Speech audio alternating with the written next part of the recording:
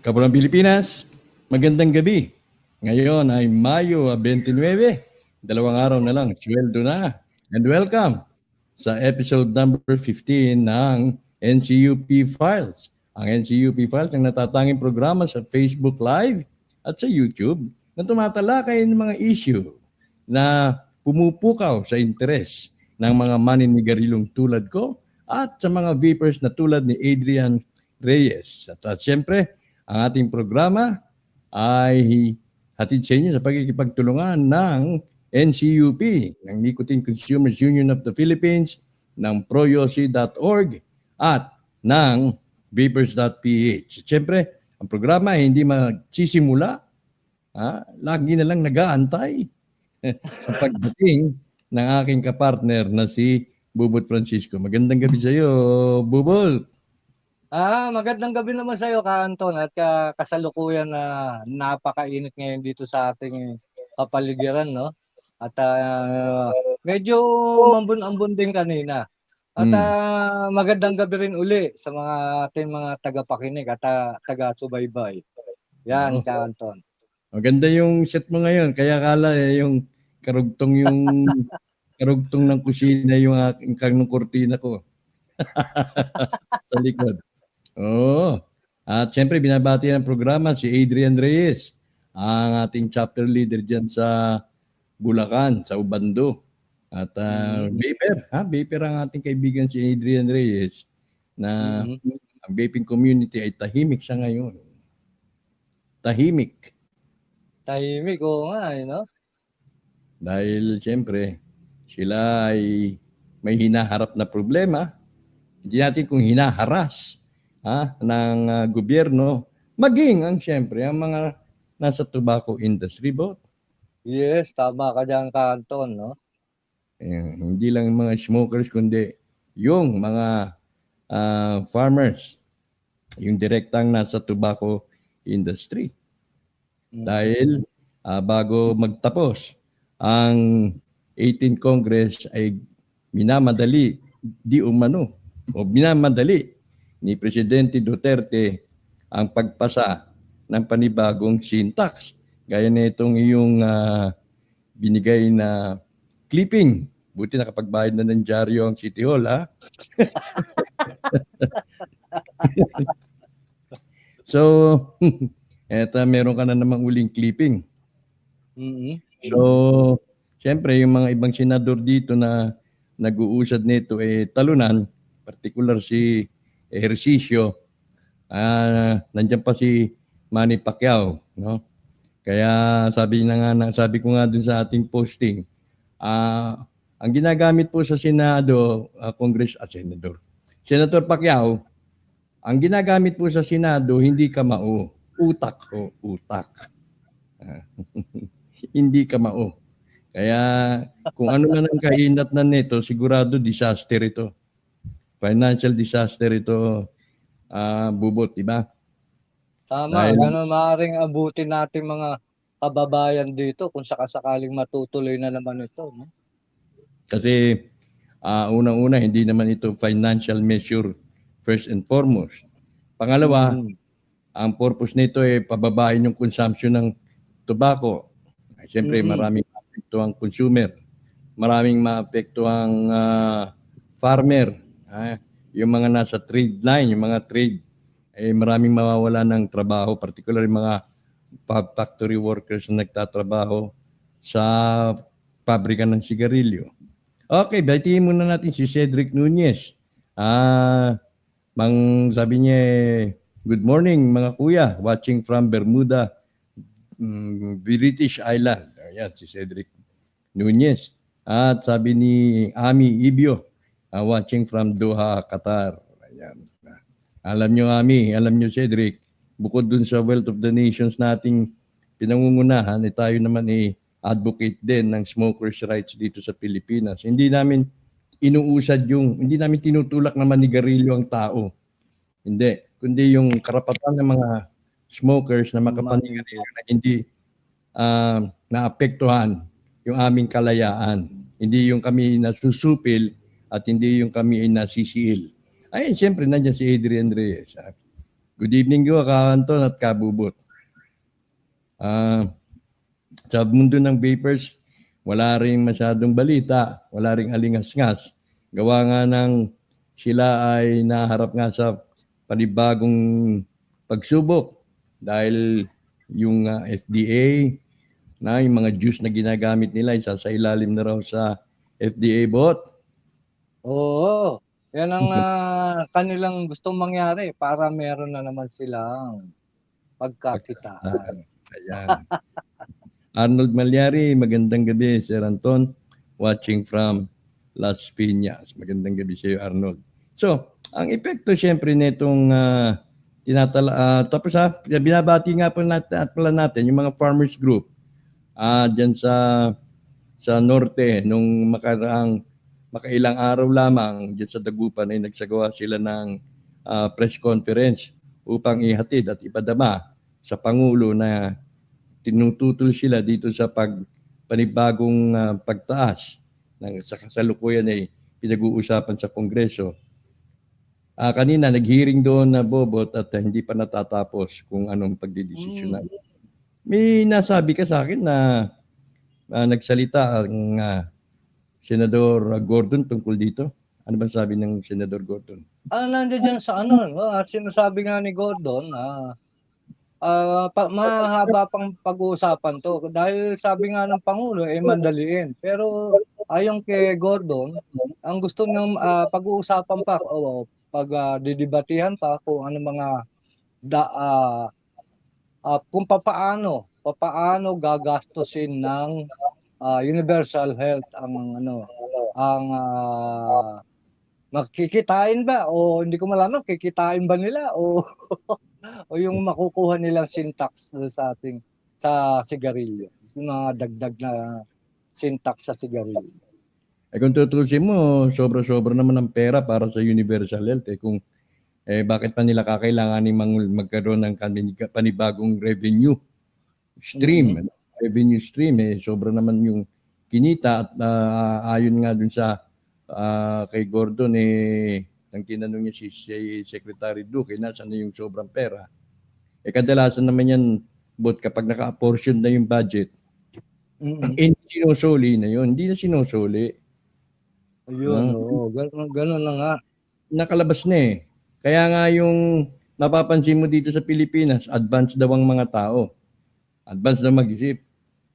No? Yung backpack, nasa harapan ng harapan, di ba? Nagiging dress. Tapos, yung kalsada, hindi pa nasisira, sinisira na. Ayun na nga, isuli yung budget. Yun ang maayos pa mga kalsada, no? Sisirain. Bakit sisirain? Para sementohan uli. Hindi ko alam kung bakit gano'n, no? Kasi para hindi na bumalik yung budget. Naintindihan ko naman yung yung kung lalagyan nila ng panibagong drainage. Ayos lang yun kung meron ko nakikita diyan ayos pa yung kalsada. Sinemento yun, tapos nilagyan ng espalto, makinis yun. Ngayon, binabakbak na naman. Kasi yung pera para magastos, para lumabas. Para hindi na nila isoli sa Department of Budget yun. Yung pala yun. Kaya talagang sisirain uli nila. Ngayon, nakapansin-pansin, yung dito lalo na rito sa Iloilo, akala nila the proper way to park vehicles ay yung paatras. Oo nga. No? Napag-usapan na natin na nakaraan yan, no? Advance mag-isip. Gusto nila paglabas, hindi pa nga nakakapasok, iniisip na nila yung paglabas na hindi sila maabala. Kaya lang nga, papasok sa yung tambucho, papasok dun sa may mga tao, dun sa shaded area, halimbawa, o dun sa pintuan ng establishmento, delikado yun, nakakadagdag yun, hindi lang sa pollution, kundi sa mga pagsabog o pagkakalat ng mga carcinogenics. Tapos isisi naman tayo dito sa sigarilyo. So, nung nakaraang balikan natin itong isinagawang press conference ng mga manggagawa, mga farmers, ipinatid nila ang kanilang hinaing na sana i-consider at wag muna ngayon, wag na ipasa muna itong excise tax na to dahil marami ang kabuhayan ang maapektuhan. Sana naman magkinig ang Pangulo at hindi niya napirmahan kung sakali mang pumasa sa Senado. Actually, talagang gusto nga ng Senado, madali, ay ng presidente, madaliin na. Apurahin nyo na. Kung ganyan naman presidente, kung sakaling pipirmahan mo pa yan, talagang inclined kang pirmahan yan, sana maabutan ka na.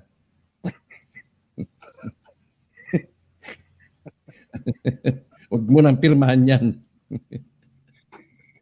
Okay, Nilda Estrada, good evening po. Sir Anton, dito bote na, pero meron lang sana akong tanong ko yan, Anton, kung natanggap mo na ang mga, mamaya, sabi ni Ryan Alvero tungkol dun sa ID. Mamaya yan, dahil tayo na sa Pro Yosi.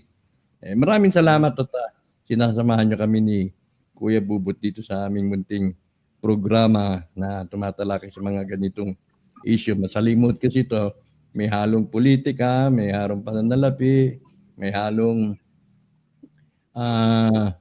intensyon na pagkakitaan ng sigarilyo, pagkakitaan ng vape.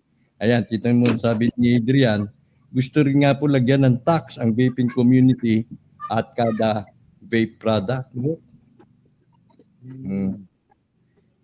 Sige lang, handa-handa ka lang dahil kapag lumabas yung ating salapi,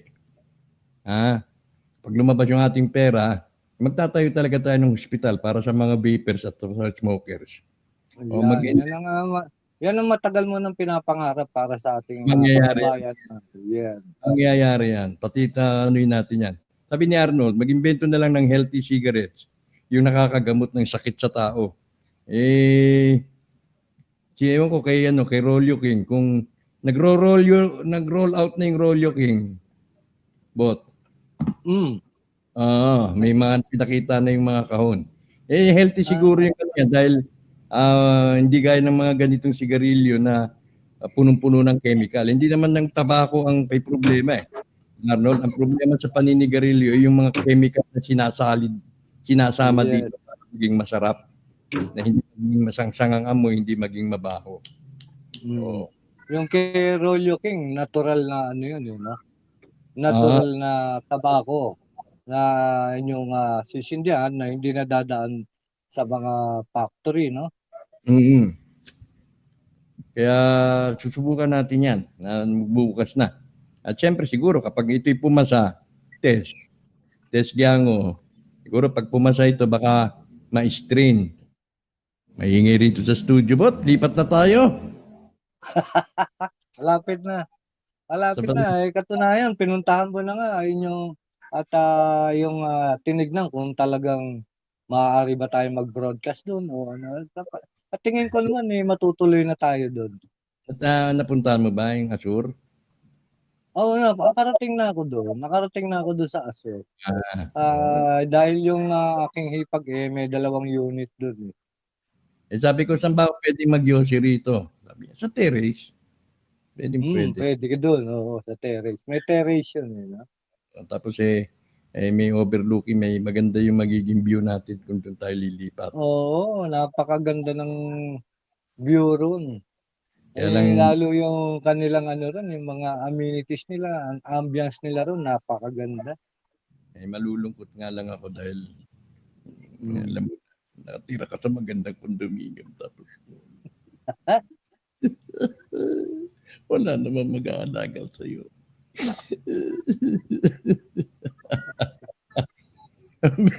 Siguro din tayo magbo-broadcast, Pro Yosi, NCUP, WOTN, Alien Talk. Naku, doon na natin dadalhin kapag nagkataon.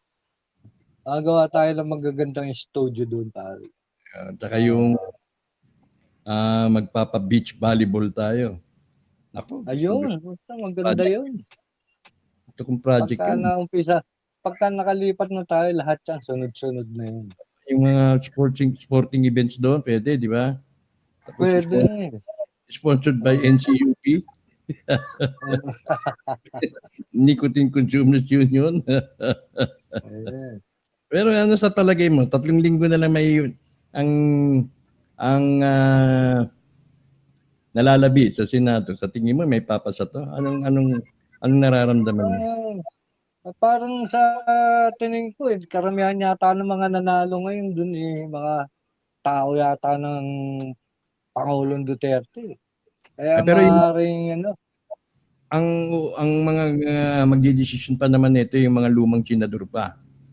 Yung mga dati pa. sana ganun mangyari. Yun nga, Katulad yun nga. nga katulad nga ni Senador Gordon, no? Isa rin yan Oo. sa mga umaalalay para hindi matuloy yung Tsaka si ehersisyo. Ehersisyo, yan, nalaglag ka tuloy. Pero marami pa naman tayong mga senador na nag-yosi dyan eh. Marami. Nag-sympathize Marami naman. yun. Hindi lang sila siyempre ipapakita lalong-lalo na sa media, no?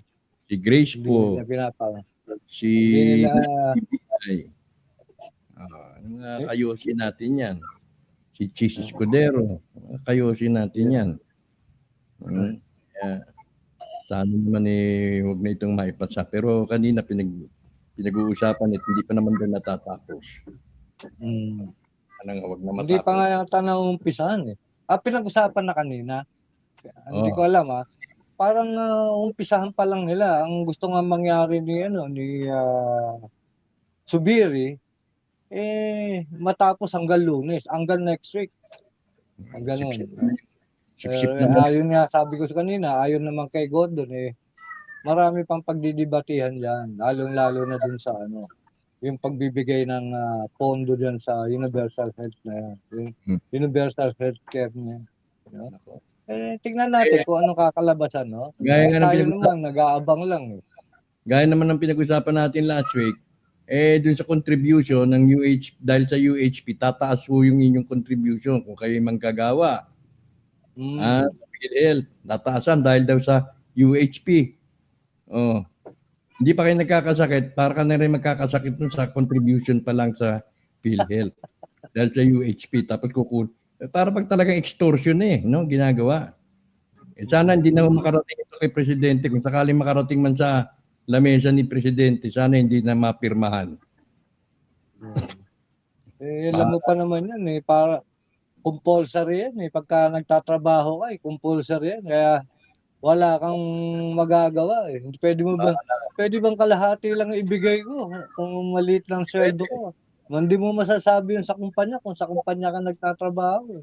Automatic automatic yun wala kang magagawa talaga kung Ang masakit pa nito, Bot, etong dito sa Blumentritt, hindi natin to napuntahan, hindi mo napuntahan to Sa Blumentritt, naglipa na yung mga fake items, fake cigarettes. Mamaya, bago tayo tatapusin natin to na magagat, ipi-play natin tong video, Oo, nakikita ko nga. Gadget addict. Bumili siya. Kinumpara niya yung original na Marlboro sa Pekeng na Marlboro. At yung Kitang-kita talaga. Kitang-kita talaga yung pagkakaiba. Yung filter maiksi doon sa Peke. Tapos syempre, hindi naman yan nilasahan. Ako nalasahan ko na yung mga yan. Mas mapanganib po sa kalusugan. Dahil talagang isang unang hitit mo pa lang, mangangati na yung lalamunan mo. Tapos talagang hindi mo masisikmura yung lasa. Nakarating sa ating kaalaman, yung tabako na ginagamit nila dyan para sa mga fake items yung mga basura, yung ritaso sa taniman ng tabako, yung mga lumulundong dahon, di ba? Kasi may tubig yun. Nalalanta. Pagka nabasa yun, nabubulok-bulok yun. Yun yung mga bulok-bulok, yun ang binibili ng mga to. Tapos yun ang ginugupit. Kaya mas papanganib, mahal na Pangulo. Ngayon, mahal pa kita. Ano kaya yun? May mga chemical din kaya yun? Pero hindi nga kumpleto sa sangkap. Pangalawa, hindi tama yung composition. Yung timplada ba, tama. Dahil ang purpose lang nila nun ay makabenta. Sabagay, Oo. no? Kaya Pangulong Duterte ngayon, napawi na yung galit ko sa iyo noon eh. No? Ngayon napawi na eh. Pero kapag pinirmahan mo pa to, baka mag-aalabuli ako ha. Kaya wag mong pipirmahan yan ha, Presidente ha. Pakiusap ko sa iyo. Kung sakaling makalusot man yan sa lamesa mo, wag mong pipirmahan para manatili yung apoy sa dibdib mo. Dahil kapag pinirmahan mo yan, napundi yung apoy sa dibdib mo, pundi na rin yung kandila mo. At alam ko maintindihan mo ibig kong sabihin. Kaya wag mong alisin yung apoy sa katawan. Wag mong alisin yung apoy sa iyong sistema. Dahil kapag nawala yung apoy, wala nang ilaw yung kandila mo. Yan ay rin ang mga ngahulugang upos ka na, tapos na. Okay. Naintindihan mo yan, bot, ha? Oo. Parang sa Quiapo. Pag natapos na yung kandila, wala nang apoy, di tapos na. Kaya Pangulong Duterte, mag-isip ka. Nag-ano ka naman, nagiging spiritual ka naman na ngayon. Tinuturuan kita, wag mong patayin, wag mong kontrahin yung apoy. Kapag kinontra mo yung apoy, at nawala na yung apoy sa dibdib mo, ibig sabihin tapos na yung kandila mo.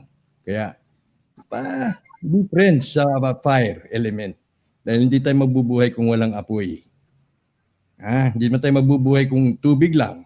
Hindi man tayo mabubuhay kung hangin lang. Hindi man tayo mabubuhay kung lupa lang. Kailangan natin ng apoy. Di ba, Bot? Tama ka dyan, Kanto. Hindi man tayo pwede kumain ng walang apoy. Kaya, maniwala po kayo sa akin, mahal na Pangulo. Para humaba pa yung buhay nyo, huwag mong kalabanin ang apoy. Benabot, iwanan natin ang ating mga audience ng video galing dito kay Tech Addict. So, mag-good night na muna tayo sa episode na ito. Good night. Mag-good night ka na. Papaalam talaga tayo, ha? Yung paalam. video, paano yun? Yung video na papakita iwanan na natin hanggang sa matapos. Okay, sige. Sige. Okay, sige. Maraming salamat sa ating mga tagapakinig, ano? Lalo-lalo na diyan sa Iloilo. Ganoon din dito sa buong Pilipinas, no? Magandang gabi muli sa inyo. Mga kayosi, maging responsable tayo sa paninigarilyo. Yan lang, Anton. Okay, sige. Maraming salamat, Kabubot. At gaya ng sinabi ko, ay iwanan natin sila na itong video na ating inihanda para sa ngayong gabi. Ito ay pag-aari ni Gadget Addict at kinumpara niya itong mga Pekeng sigarilyo na kanyang nabili sa Blooming Treat. Pasyalan mo nga ito, Bot, one time, ha? Okay, sige. At pasyalan natin, kung mapunta ako ng Maynila, punta natin yan dyan sa Blooming Treat at kapag nandoon pa gayahin natin to. Pero naunahan tayo ni Gadget Addict, buti na lang. Pinahiram niya sa atin itong video. Bueno, para on behalf sa ating samahang NCUP file, sa NCUP, Nicotine Consumers Union of the Philippines, sa Yosi, Vapors.ph, sa ngalan ni Bubot Francisco, ni Adrian Reyes, ako si Anton Israel, nag-iwan po ng isang video para po sa inyong ikalulugod. Magandang gabi. Teka muna. Nasaan na ba yung... Teka muna, Bot. Ipi-play ko itong video, pero hindi ko makita kung saan ko ipi-play. Sa gitna, bro. Ayun. And over here, you'll see people actually selling cigarettes in bulk. What are the brands? Wilson. I wonder if these are legitimate cigarettes or if they're counterfeit ones, because they have been capturing a lot of counterfeit cigarettes lately. How much for this? I don't know. 50? So 50 peso apparently.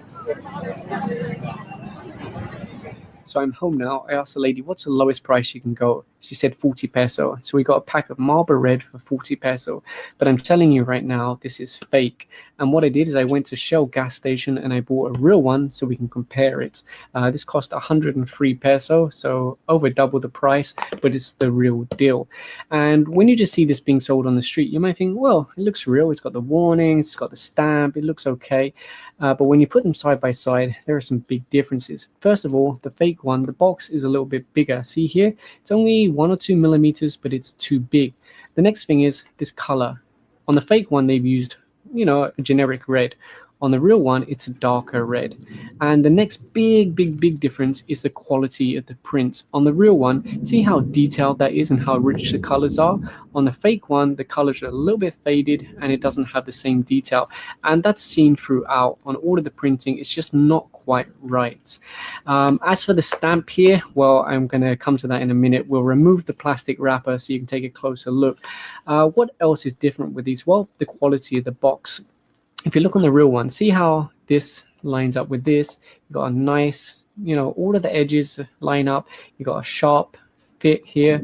Well, on the fake one, see, big gap there.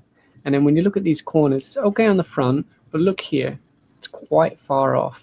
And when you look on the edges, you see a little bit of showing on the inside of the box. It's just not quite right. The thing is, it's good enough to fool you, but if you look close, you can see that, hey, wait, this doesn't quite seem right. It's not the same quality as the real one. And you might say, well, who cares? It's just a box. But what's more important is what's inside, because cigarettes are dangerous anyway. Imagine when they're fake. You have no idea what they're putting in them. You have no idea if the filters are working to filter out, well, you're going to take in bad stuff anyway, but to filter out some of the worst stuff. So fake cigarettes can be very dangerous. Anyway, let's remove the plastic wrapper and we'll talk about this sticker here because that 100% confirms that these are fake cigarettes. Now we've removed the plastic, we can take a closer look at these stickers, and already you can see the difference. Look at how detailed this one is and how colorful, and then look at how washed out this is. If I bring it closer, you get a better look. See, look at the darker blue here. It's so faint there. Text, very readable, barely readable. And the bigger one is, see this branch that the tarsier is holding on to. If I go like this sideways, you see how the light is reflecting off this? It's a foil. But on this one, they've just used ink, so it doesn't reflect the light. So right there, that's a big red flag that they haven't duplicated the sticker properly. Although saying that, over here, they've used a reflective foil, and they have actually managed that. They've used a reflective foil, so that's quite interesting. But the quality is just not the same, especially look at the background. So much detail, right? This one, you can barely see any detail. It's very washed out. It's just not the same quality. So yes, they've tried to fake the stamp, but it's not as good. Very low quality. And I guess that's the biggest giveaway, especially since they didn't manage to copy the green foil. This one, see how it's reflective. So, I mean, once you actually put this on a scanner or you look under a microscope, you can see so many differences. But for the average person looking from the outside, it's generally just washed out print, low quality box. The seams don't match up. It doesn't close properly. The print isn't quite right. So there are ways to tell, even if you don't have equipment to do it properly. Now, the next thing is to actually open these up and take a look inside. That's what I'm curious about. Another thing I want to see is how easy it is to remove the sticker. So this is on the fake one. I don't know if this will tell us anything.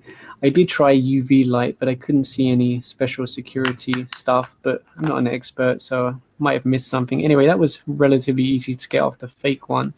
Let's have a look on the real one. See that seam? Very tight.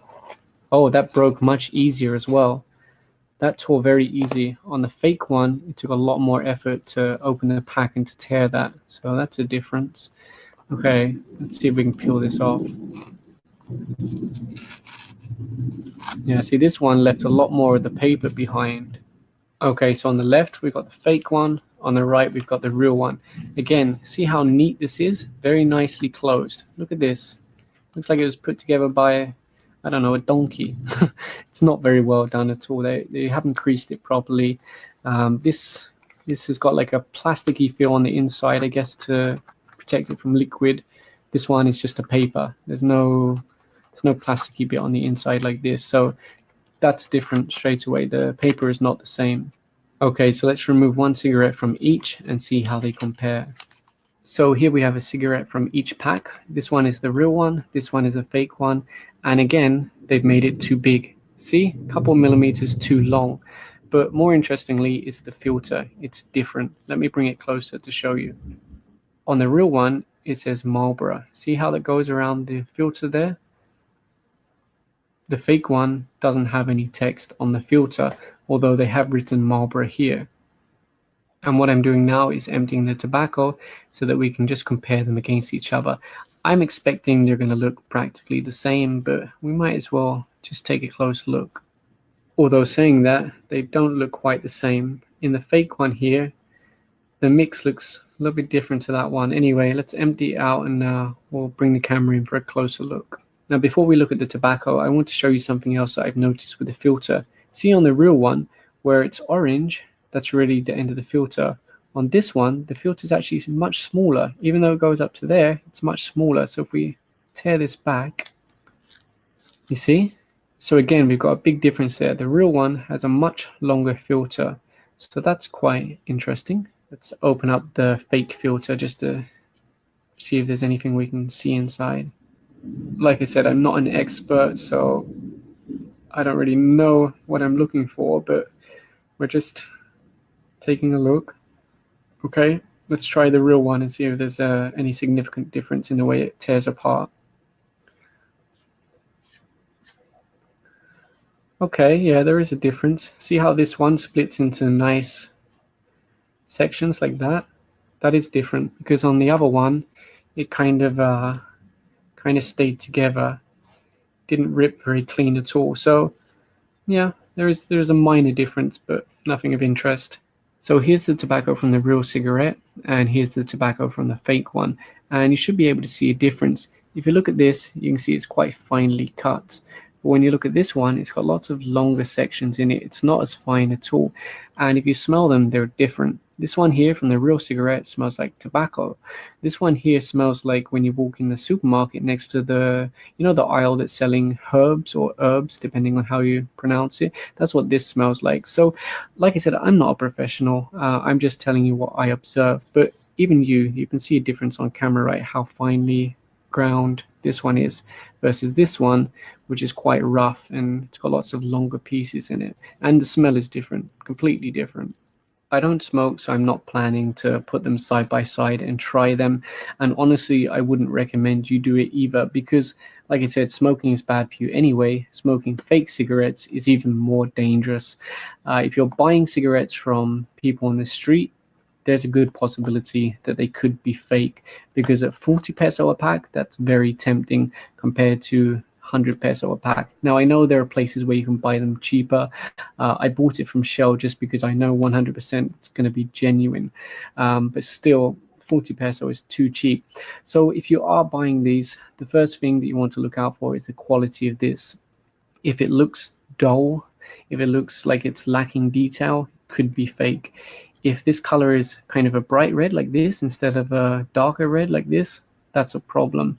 When you look at the bottom here, there is actually a difference between these. But unless you have a real pack to compare to the fake one, it's going to be kind of hard to do that. But the biggest giveaways are just the box quality on the fake one. It doesn't line up properly on the edges. It often doesn't line up like here. The print quality is very low. And on the sticker, the one that you saw up here, it could be, see, I don't want to say that it's always going to be like this because I'm sure there's different qualities of fakes. But on this specific one, it was lacking the reflective green, I don't know, ink or foil, whatever it is. So, if I was you, I'd recommend, look at that. You can see even there on the real one, see how bright that is and how, the font is so nice. And then on the fake one, it's just dull.